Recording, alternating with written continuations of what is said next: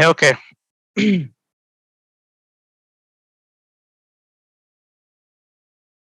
So let me know, guys, what we have done in the last session.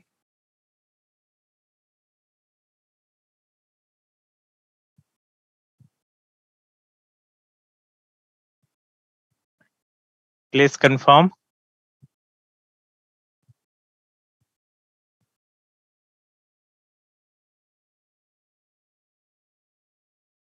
Right. So yesterday we done with Jenkins. Now that is the pipeline concept, that's thing. So today we have to focus on configuration management tools, guys. CM tools. So that is nothing but our Ansible. So we'll start with Ansible and we'll go ahead with the Chef. So before going into the Ansible and the configuration management tools, Ansible and Chef tool. So we have to understand what is configuration management, the CM. The full form of the CM is configuration management, right? So that is the full form. So CM is configuration management. So what is this purpose? So basically, if you talk about in the DevOps perspective, so these tools are very much helpful to do the deployments of application of our apps. Okay. So from the DevOps perspective, we can simply say these are the things which help us to do the deployments of applications. But if you talk the same stuff from the infrastructure side, okay, so these tools we can call more like an configuration managers. Okay, so what this configuration managers concept?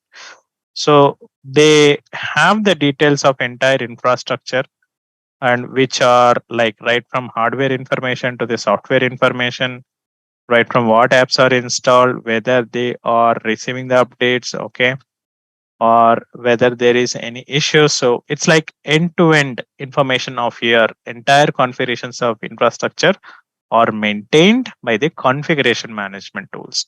That's the reason these are called configuration. But there is little more depth, which we'll study little technical in a short. Okay. But the journey of this configuration management that we reached today is did not happen overnight, guys. So if you see the little historical concept, in the first stage of evolution, the deployments were done manually. Manually, guys. The deployments used to happen entirely manually. So this was the age period I'm talking about 1970s and roughly 1980s era. 1980s era where the deployments have been done, right? Manually. But when you talk about the situation of 1990s, second stage of evolution, okay? So that means from 1980s to little to the 1990s era. So we were trying to deploy using client and server technology method. So client and server technology kind of method. Client and server SPC method.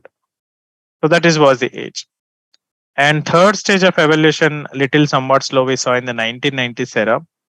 So they started using the evolution of remote in tools, right? And in the late 1990s, they saw the use case of the scripts also. Scripts. I repeat, guys, scripts started around 1990s era only. That is not, I don't think that script is a recent origin, no. So it was there from 1990s era only. So initially it was manual, then entirely client and server technology. Today also we use client and server technology, but that was a predominant choice.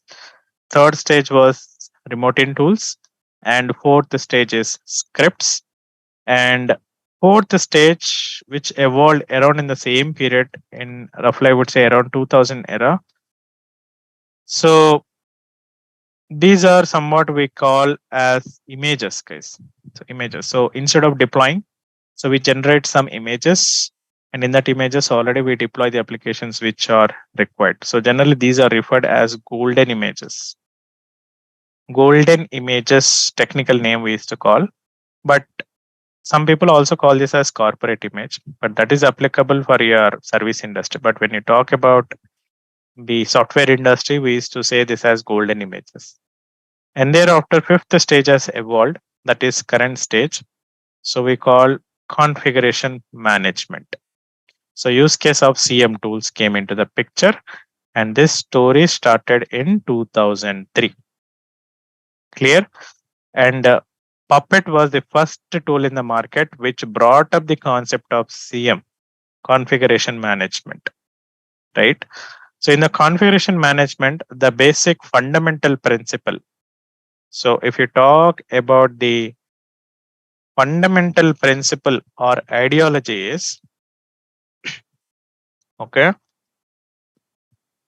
so we have a dedicated server which entirely manages the configurations of all clients, whatever the clients that are reporting to that server. So that server maintains all the configurations. For example, any configurations that you need to update on all the clients, we just need to update the information on the server, and that server will go ahead and reach out to all the clients and update the information or update the application. Example, so let's say on the server, we told that the configuration is 1.0 SQL. Imagine SQL 1.0 configuration looks like it should be SQL 1.0. And this we written in a file, or we can say the code has been written. And this has been kept on the server. And this server tries to reach us out, or client trying to reach out, either ways case, vice versa. Okay. So clients, on all the clients, it will be SQL 1.0. So in simple words, we are not trying to reach out to every client there independently, but we write the code of SQL 1.0 asking the computer to install 1.0 and put it on the server. And that code technically referred as a script. Okay. That script will reach out to every client and update all the clients to the 1.0. Now let's say I want to update the clients to 2.0. So if you're following the configuration management logic, you're not supposed to reach out to directly any client. So you are supposed to reach out to the server and write the code to make sure that it has to update the code from 1.0 to the 2.0 version of SQL. Just an example I'm telling you, SQL software. So what happens? So this code which is sitting on the server side, so we'll try to reach out to the clients and gets executed. So that means all the clients will turn to SQL 2.0. Are you understanding, guys? So this is one benefit you have using the configuration management tools. So quickly, you can infrastructure can be manageable, and you can maintain them, you can update them, you can downgrade them, or you can maintain the configurations. And second biggest benefit why these tools uses. So once a client has been configured to its boss called server, CM server, configuration management server, okay. So that client will only listen to that server only. If somebody is trying to, let's imagine an example.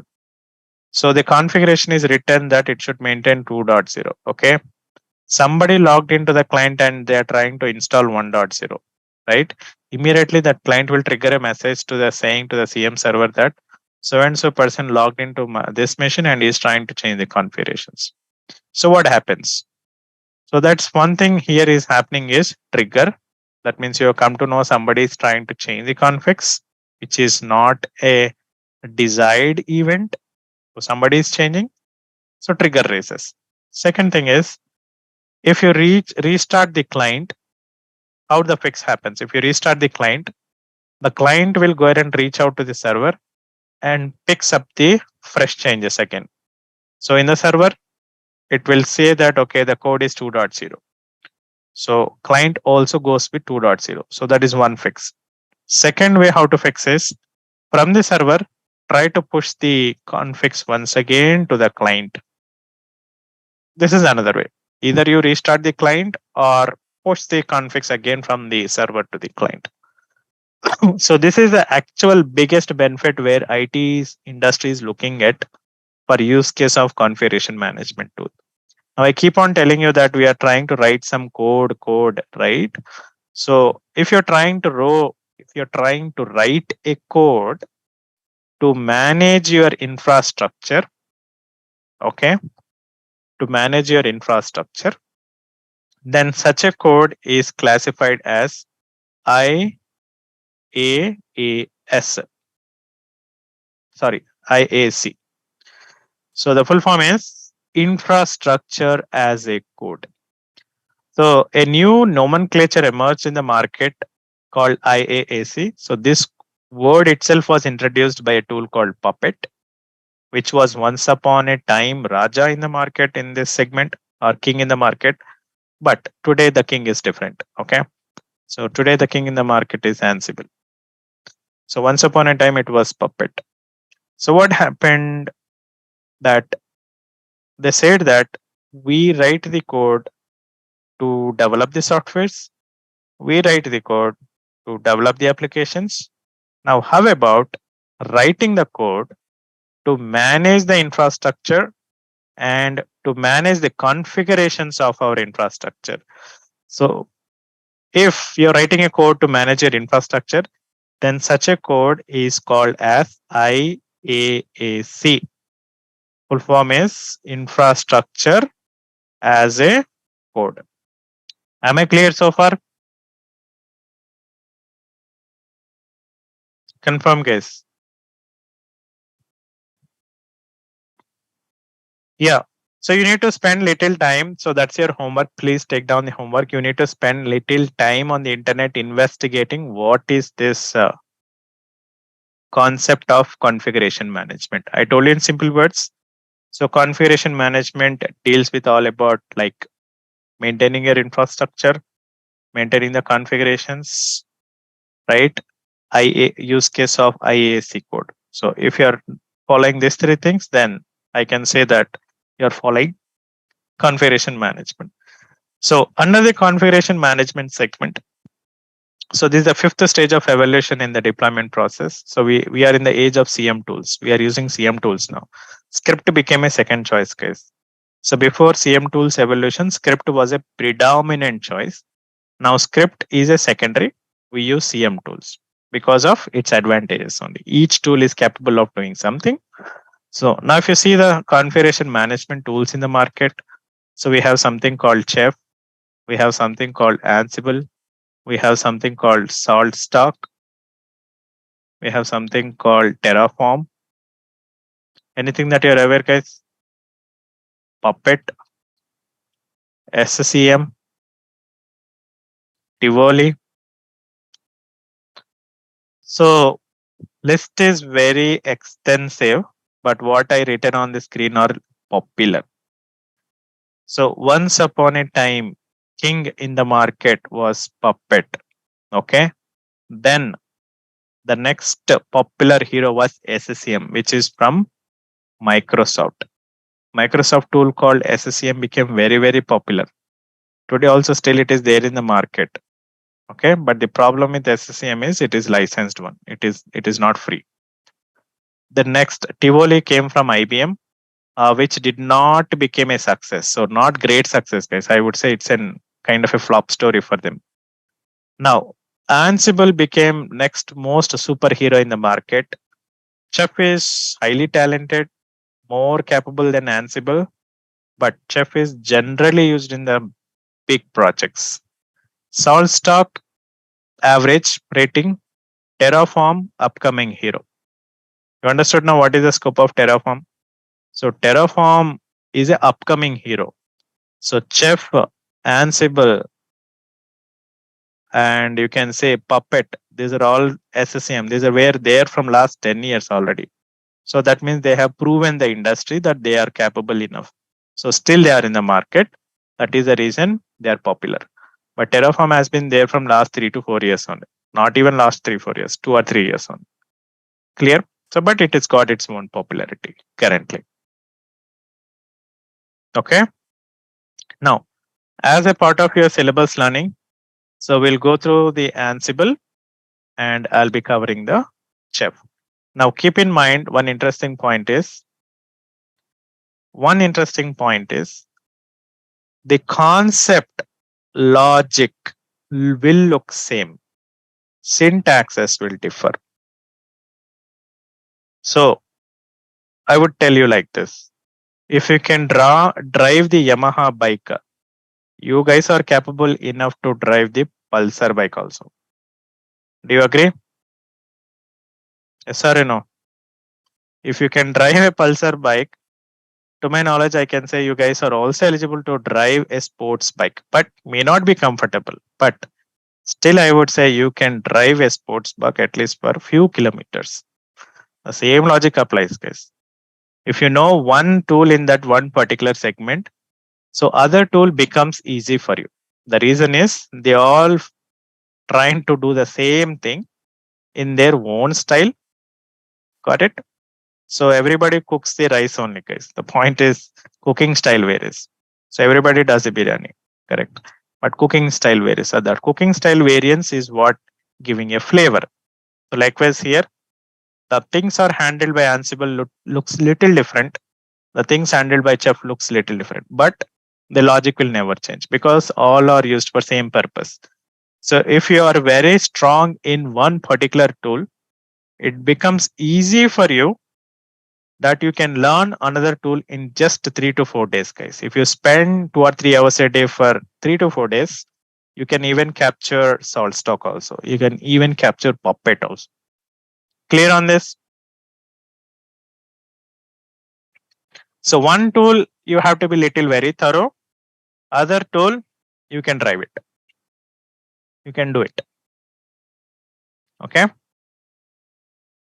Nice. Now moving on to the Ansible now. So that is what our target is. So let's move on to the Ansible.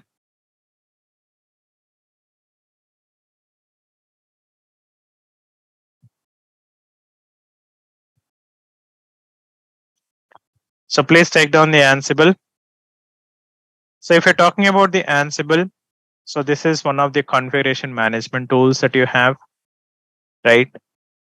Now, one point to be noted is in this list, again, you have to be little careful.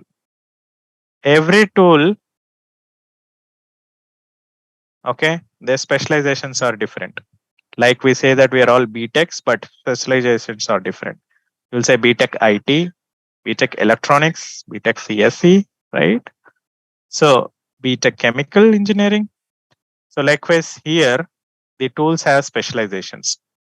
So Ansible comes under the specialization of application deployment. We have only two specializations here, guys. One is application deployment and another one is infrastructure management. So any tool that claims infrastructure management tool, it is capable of doing A to the Z. That means it can do anything under its capability. That means more talented. So when you say that tool is more looking into the application side, right? That means they are more into the application, not into infrastructure. For example, Chef is an infrastructure management tool. When you compare an Ansible, it says it is into the application management tool. So that kind of differences you'll have. But again, keep in mind that its specialization is application. It does not mean that it is not good in infrastructure. It can, but the capabilities are less. Okay. Now, if you're trying to understand the history, Ansible was once upon a time independent company. It was purchased by Red Hat, and later Red Hat itself was purchased by IBM. So today, the owner of Red Hat and also the Ansible is IBM only. So that is the reason for the craze in the market for this tool. So Ansible is a product of IBM now. Now in Ansible, you have two variants. One is free and also enterprise edition. Now, generally the Ansible is used in a mid-sized project space. It is a good choice of a tool when you have around 1500 servers or let's say 2000 servers or 1200 servers. So this is a general feedback that a mid-sized project generally preferably they use Ansible. So that is what they say. Got it? That's a feedback. Now, if you talk about the era wise, So once upon a time in the agile era, SCCM was a leader. But when you talk in the DevOps era, Ansible is a leader. Clear? Ansible is a leader.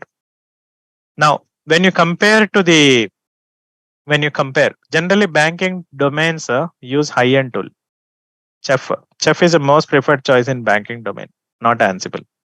Okay, now let's come to the Ansible is easy even when you compare to the Chef, Puppet, Terraform to a SaltStock. Clear? Both in the terms of learning, knowledge, implementation, and setup also. Ansible is super easy, guys. Frankly, it is damn super easy. An educated 10th class fellow or 10+2 level students also can understand Ansible. That is not a complex one, that is easy one only. The next, Ansible was written in Python language. So Python is a dependency here. Like Jenkins was Java, Ansible is Python. Now, in Ansible, we write our deployment scripts in YAML format.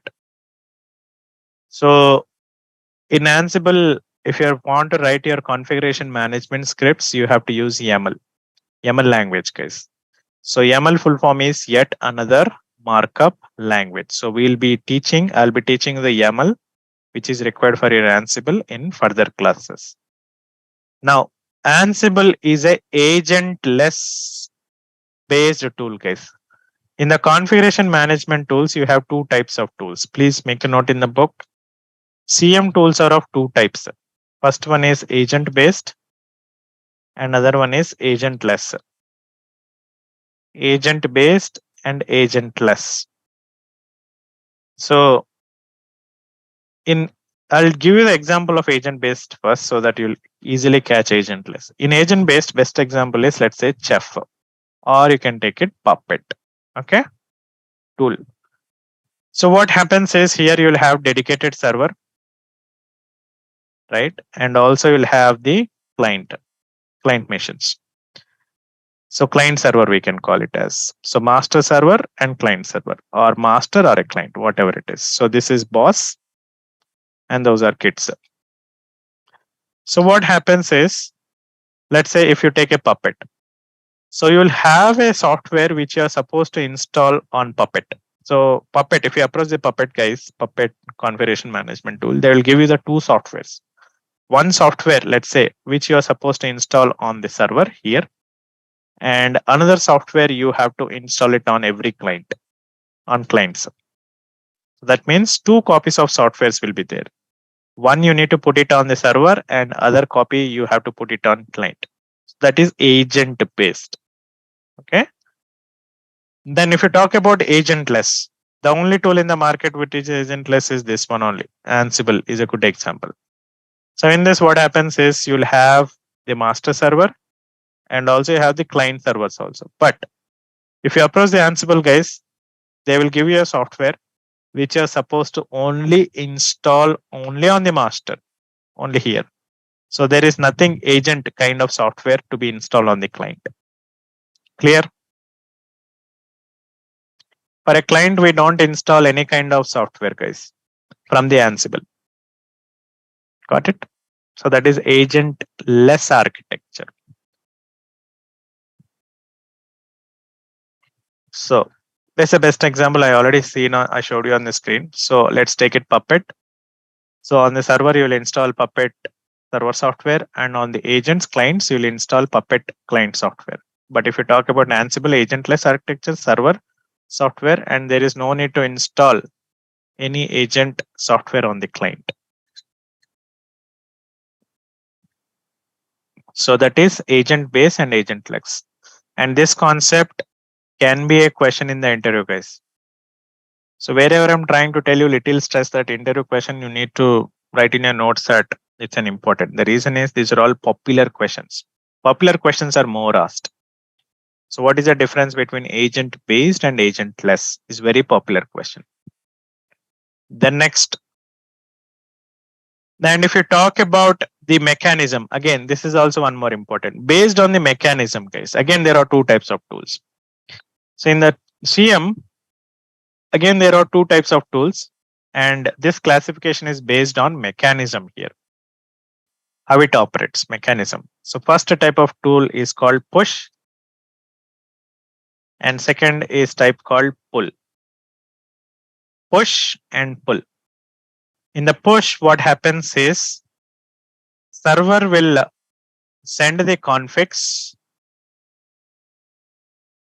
to the client, and the client will implement the configs and confirm to the server about the status. That's it. Whether things happen positively or not, the status will be given to the server. So the logic is here, the configs are sitting on the server and the configs are traveling from the server to the client. So the initial point is from the server reaching out to the client. That is the logic. So that is the reason it is called push. The next, pull. The code is written on the server. Okay. But server will not take responsibility of sending the configs to the client. In fact, clients have to reach out. So that means clients have to reach out to the server for configs. Configs will sit on the server only. But the point is, who is taking the initial step? In earlier case of the push, server was taking the initial step of pushing the configs onto the client. But when you come to the pull, the clients have to take the responsibility of reaching out to the server and pick up the configs and implement and give the status to the server. So that is the difference between pull mechanism and push pull and push. The best example for the push is Ansible, and the best example for a pull can be Puppet, or as per your syllabus, you can take it for Chef. Am I clear on this point? So this is also one more important popular interview question, guys, theoretically. So what is the difference between pull and push mechanism in configuration management? So push means server will send the configs to the client. Clients will implement the configs and give the status of implementation to the server. And pull means clients have to approach to the server, pick up the configs, implement, and give the status back to the server. Please confirm if you got it.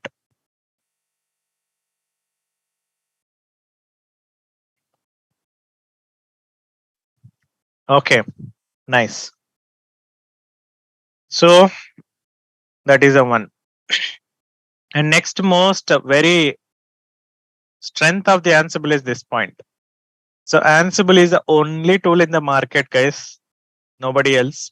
Only guy, poor guy, or you can say in the market, who can perform the deployments, whether the client machine is a 32-bit or a 64-bit, it does not matter for it. So Ansible tool can reach out to a client which is 32 or a 64 and get the things done. Got it? But if you talk about the other tools like Terraform, Chef, Puppet, SaltStock, they say, I don't work with old infrastructure, say 32-bit. So always they work with the latest architectures or latest, or you can say 64-bit machines. But Ansible is the only guy who works with both 64 and also the 32-bit. So this can be a good option for the companies who have combination of old servers and the new servers. So generally old servers will be 32-bit architectures. New servers will be 64-bit, right? So for such companies, Chef or a Terraform may not be a choice, but for such companies, Ansible can be a good choice. Clear on this point as well?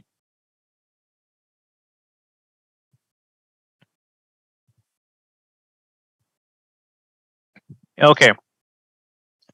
The next step, system requirements for Ansible server.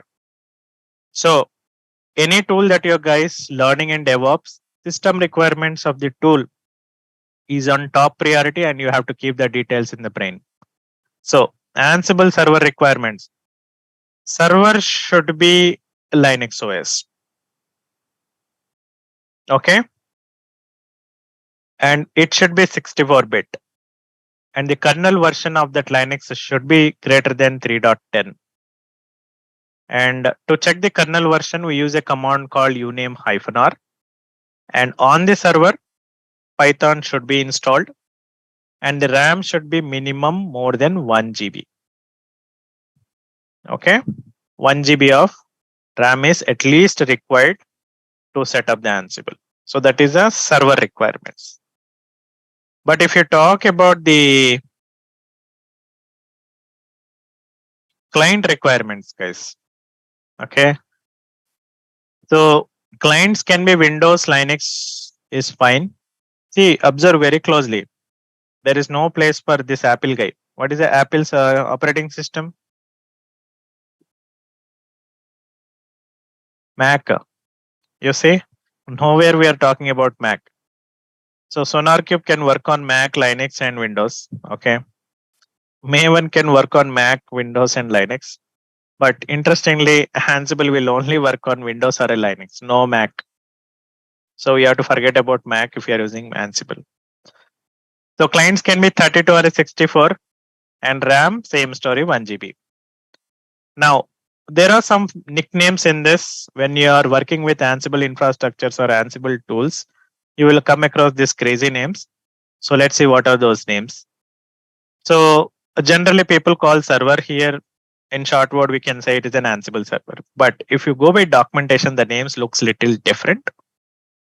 Once upon a time, the server used to be called as Ansible Management Node. This was the name when Ansible newly came into the market. They used to call server as Ansible Management Node. Currently, we are not using that name at all, so you can forget. Then they came up with a word called Ansible Control Mission. When you are using open source, okay, open source kind of softwares, if you use, then the server should be called as control mission. But if you're using licensed copy, that means you're buying the software from Ansible. And if you install that software on the server, then the server should be called as tower. Am I clear? Naming conventions are different, guys. So one lady, I do remember 1.5 or 2 years ago. So she got a job in Ansible only.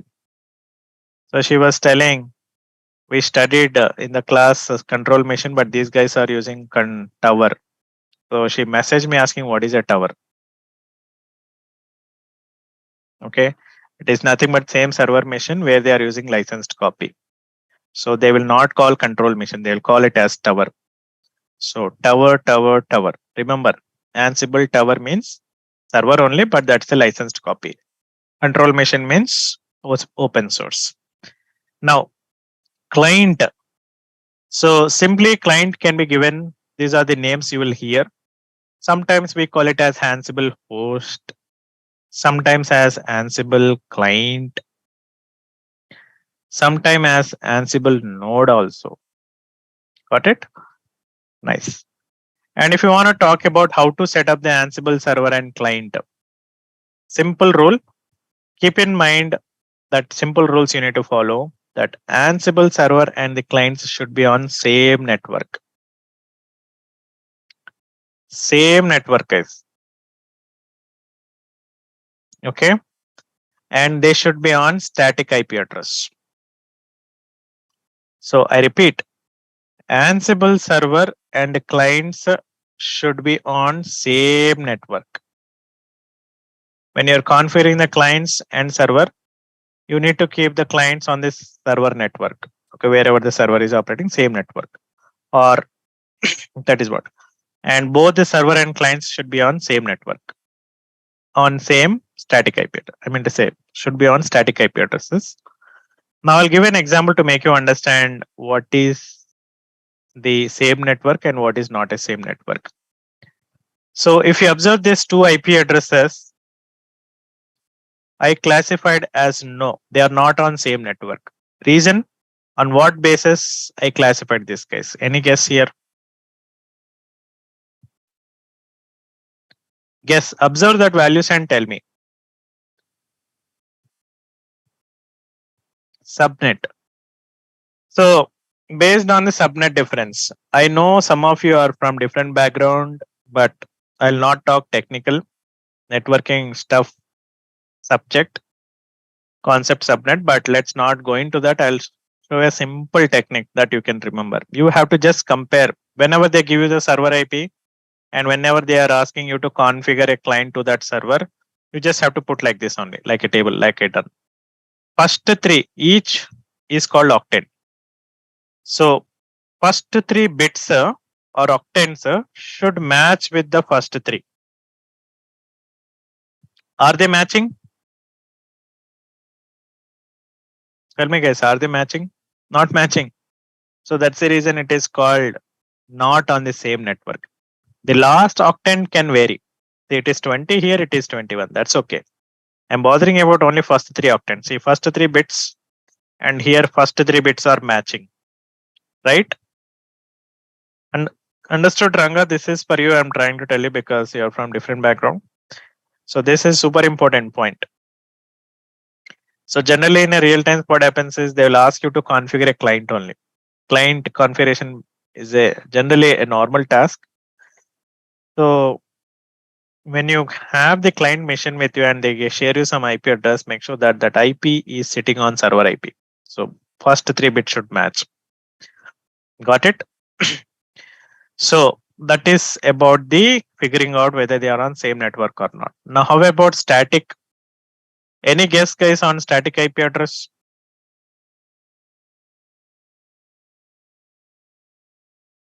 Any knowledge on static IP address and dynamic IP address? Simple, 2 points. If you restart the machine, okay, the probability of getting the IP address, I repeat the English, see, actually what is written in the books are all incorrect.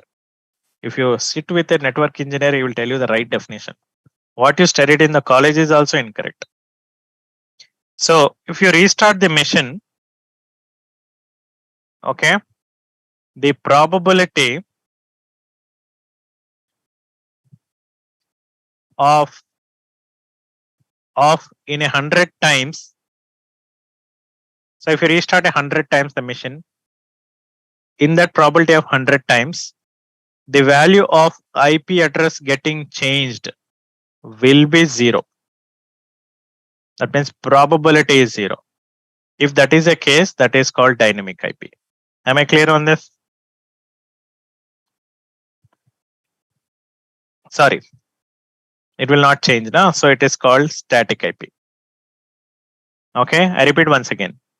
So if you restart the machine, the probability of getting change in the IP address will be ground 0. It will not change, guys. Even if you restart 100 times, the IP address will not change. It will always be the same. So that is called static IP. The same logic, if you restart the machine, the probability of changing out of 100 times, always it will be greater than 0. Or generally 10% is what ratio we consider. But we can say that if you restart the machine frequently, right, in the frequency of 10, at least 2 or 3 times the IP address is getting changed, then we call that as dynamic IP. So exactly you need to think like an opposite. No change, static. If suddenly changes, dynamic. Clear? So generally we here saying that if you restart the machine, IP address will change, that is dynamic. Okay. So that is also true, but this classification is based on probability only actually. Clear on this point?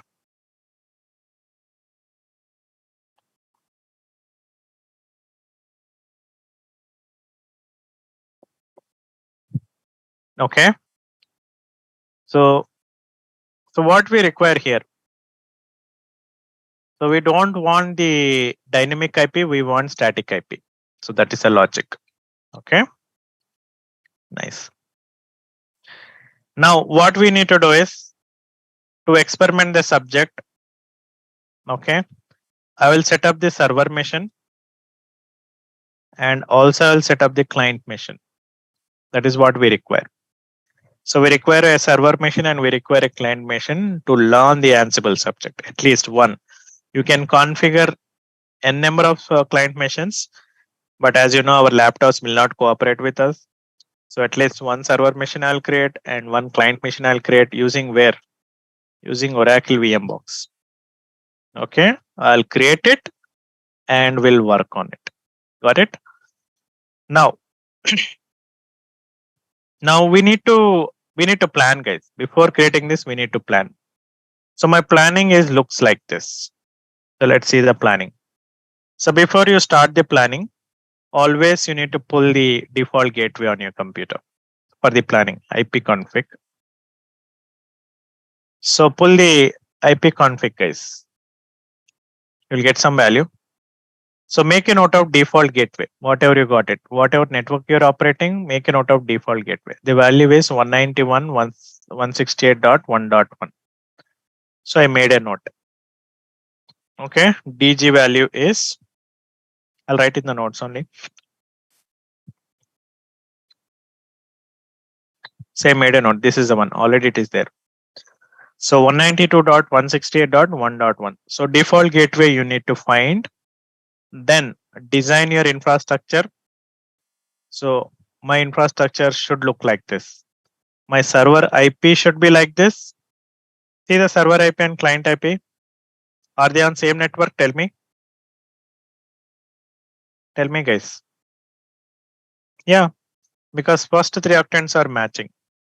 So once you determine your default gateway, pick up the first 3 bits and configure the last value. And when you're configuring the last value, the value should be starting from 0 and it should not exceed 255. Okay. So anything between 0 to 255, give it. Got it? So I found a student who is trying with 400. So please don't try because each octant value can vary from 0 to 255 only. Got it? I just chosen 200 and client IP as 150. And the machine name should be like this.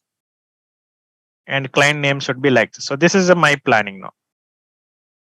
Okay. So I'll keep it here, my plan. So according to the plan, I'll set up the missions. So this plan. So what I have to do? You guys are aware of Oracle VMbox now. We done practice on. You remember, guys, this Oracle box we used for practicing of which tool? Tell me. Which tool? Git. So we have to go back to the same story. So what you do is create a mission now. Right click, clone. Say this is Ansible -server. I'll put your batch code so that it will be easy for me. Is it 31B? 31B Ansible server. Click next. Full clone.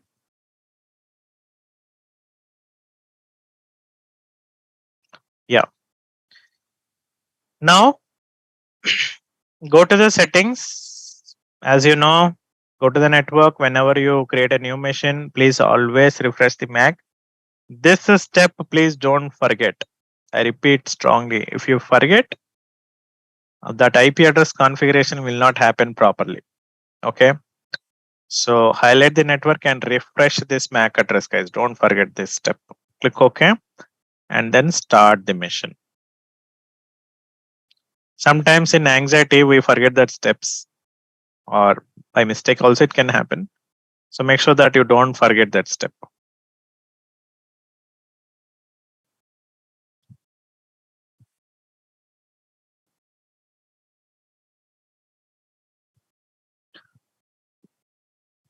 So we have to convert this machine into a static IP, guys. That is our target. So keep in mind, in a real time, a mission which is given to you, right? You will not do all these things of setting up in the static IP. Setting up of a machine into a static IP in a real time is done by network engineering team. They will take care. That is their duty. So when they hand over the mission to you, you have to only check with them or ask them, is this mission configured on static IP or not? That's it. That's the question you need to ask. Second question, is this mission is sitting in the same network of server IP or not? These two questions you need to validate with them. Okay, that is what you have to do a fair deal in doing such gimmicks. Otherwise, you have to time waste your activity there. So server will be on different IP, client will be on different IP, and you're trying to configure, it will not work. So let's get into the mission root. Logged in, NMTUI, activate a connection, activate. So I think I need to change the adapter. Yeah, Wi-Fi only. Oh, it got it. Quick host name hyphen capital I. So the IP address seems to be 192.168.1.10, guys. So I'll connect using that value. So 192.168.1.10. So accept, I'll say root like this. Let me increase the font. I got access, guys. So my target is to convert this, convert this mission into static IP. Okay. So I have already written some script. You guys can use this script, guys, for your benefit. You can try this script. Frankly, you can try this script, guys. So just copy this and go into the mission and download this script. You say git clone and put that URL. So this script, which is written by me, helps you to convert a mission from dynamic IP into a static IP address automatically. You have to feed. Okay, git is not there. What you have to do? It says git is not found. So I need to install the git. Yum install git.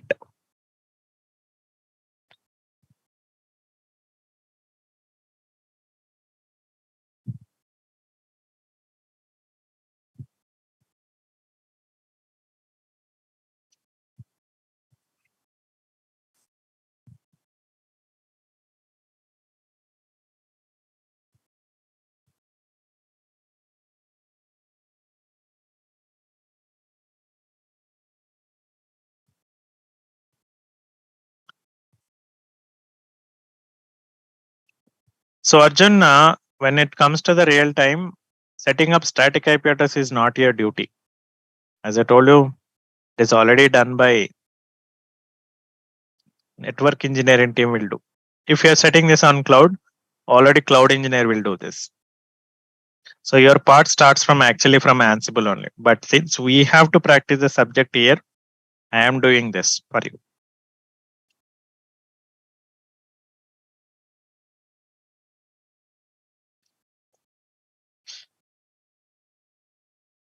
So you can see that, yeah. So let me proceed with yum git installation.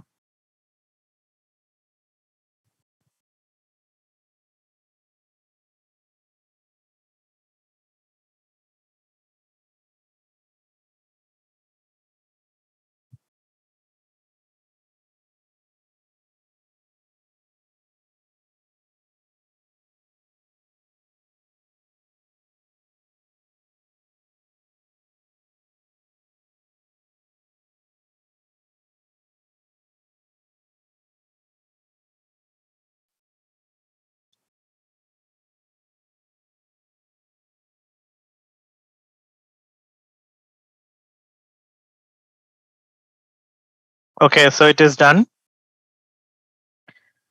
Now, once it is done, try the same thing. Git clone, put that.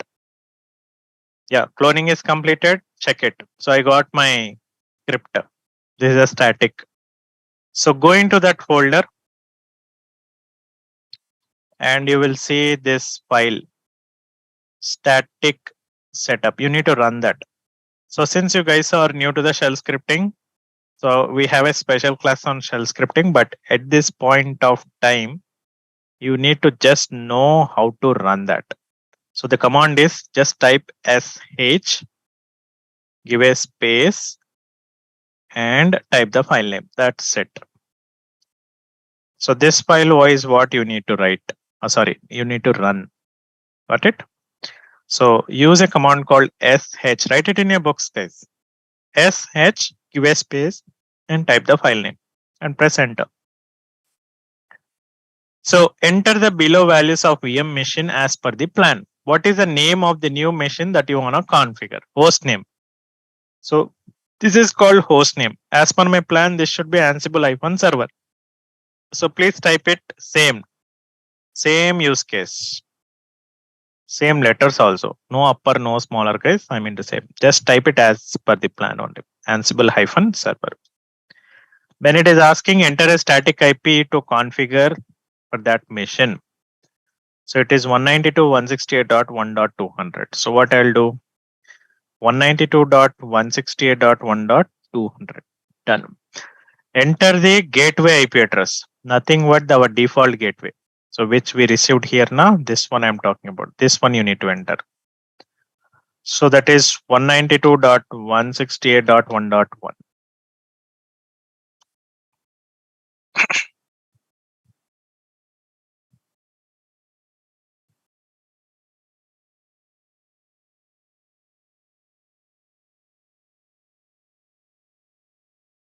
Yes, Mayuri, you need to enter the credentials. The reason is, so that code is sitting in my bin. Got it now? That's the reason.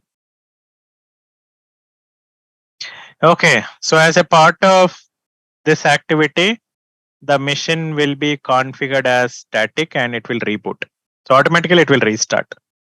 So we need to wait until it restarts, guys. You can see here, the machine will restart. So once it is up, we'll check whether the machine got configured to the static IP or not. Okay. So let's wait for the restart.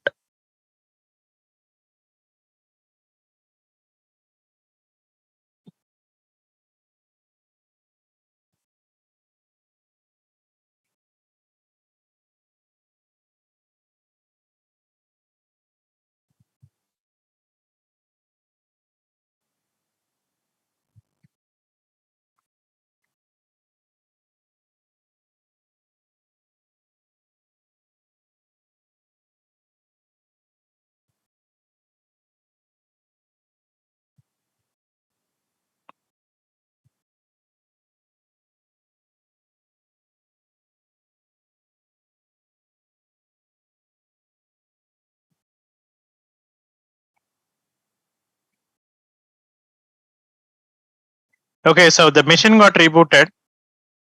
So our duty is to verify. So log in into the computer as usual. First, you need to check whether the name got updated or not.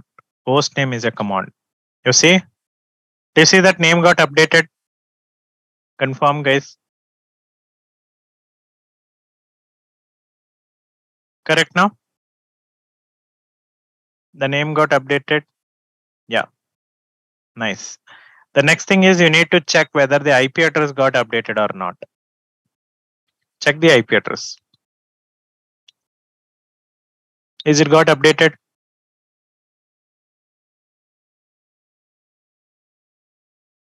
Clear? It got updated. You can see on the screen. It is 192.168.200. It got updated. Now, listen very carefully. Once the machine got converted from dynamic to the static IP, you are not supposed to use this command any longer.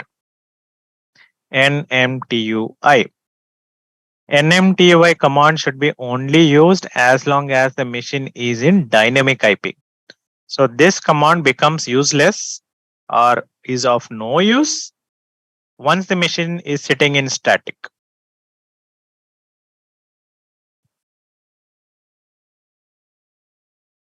Got it now? Clear on this point? So some students, what they do is they'll try NMTUI and try to manhandle the machine. So please get into your brain that once the machine got converted into static, don't use NMTUI at all. Clear? Yes, even if the Wi-Fi change, network change, we don't bother. We don't care. If the network changes, then you need to rerun the script again. See, this configuration is based on default gateway. See, once as long as your default gateway is not changed, that configuration will work. Okay. If this value got changed, then you need to update that also. Again, you need to rerun the script. Clear, Anuja? So again, one suggestion being, since you guys are at a student level, so when you're practicing this Ansible and Chef, you have to be always do from same place. So if you're sitting at home, practice from home. Okay, if you're traveling, it's not possible because you have to set up the static IPs for this. That means network has to be stable. Correct? The IPs should not change. Clear on this? For Git, Jenkins, Docker, Kubernetes, it's okay. You're roaming here and there, traveling to village, you can practice, it's okay. But this tool and the Chef and Ansible, you have to be on same network. Once you set up the configuration, you have to be on same network. Okay. So this is done, right? So what is our, I'll shut down this. So my duty is done. So I'll shut down this. Now let's move on to the another mission and create one more. Same story. Clone. This is 31B. Ansible client 1. We have to do the same steps for this mission also. So go to the settings, go to the network, refresh this, click OK, and then start.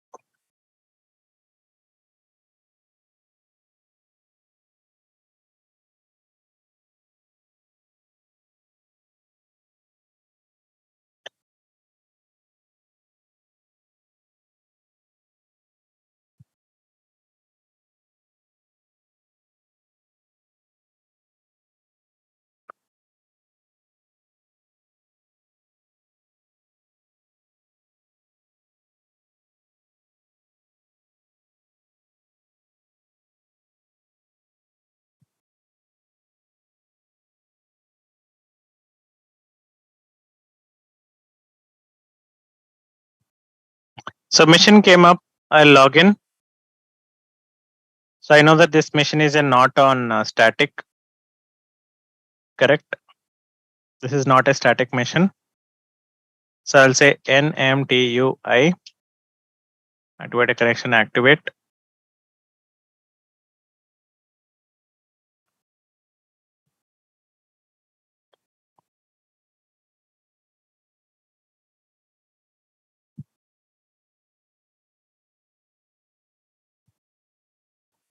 So why it is taking such a long time?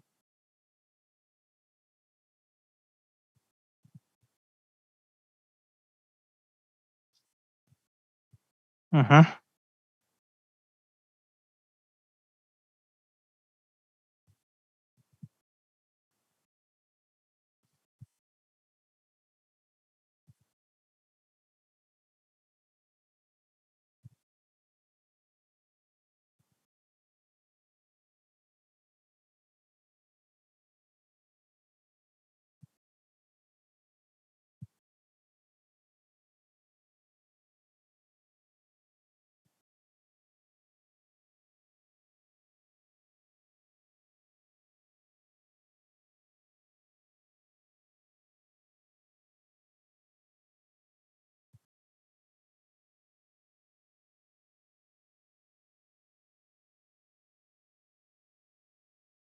So what's happening here, we are not sure.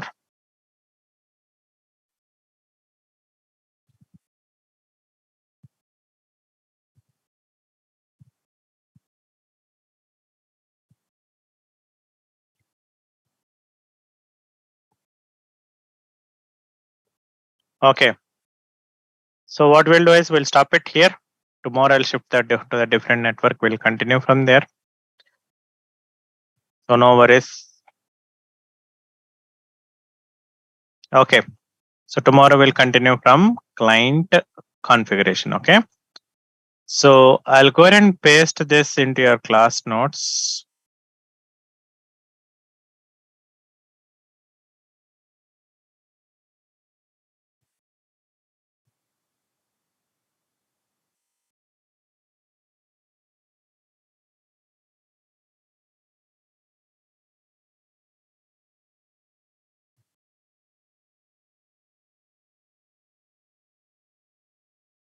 So what happens, Ashul?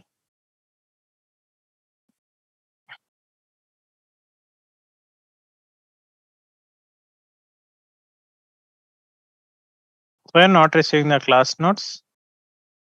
What is the reason?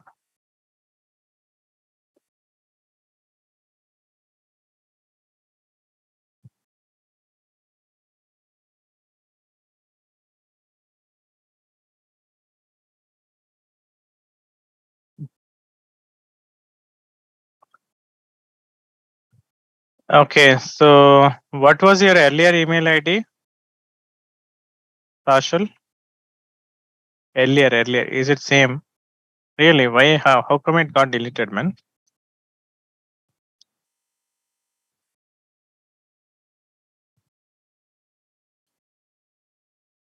You already have an access, ashul.net.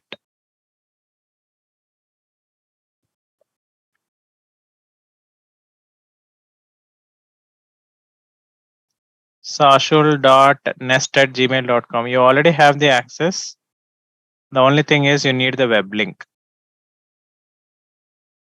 So this is a web link only for you. I'm sending. Click on it and save it to your favorites.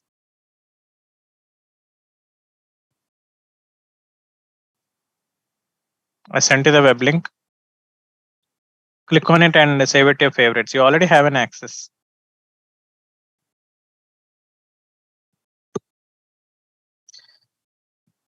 Okay, so that's all for the day, guys. And please do practice.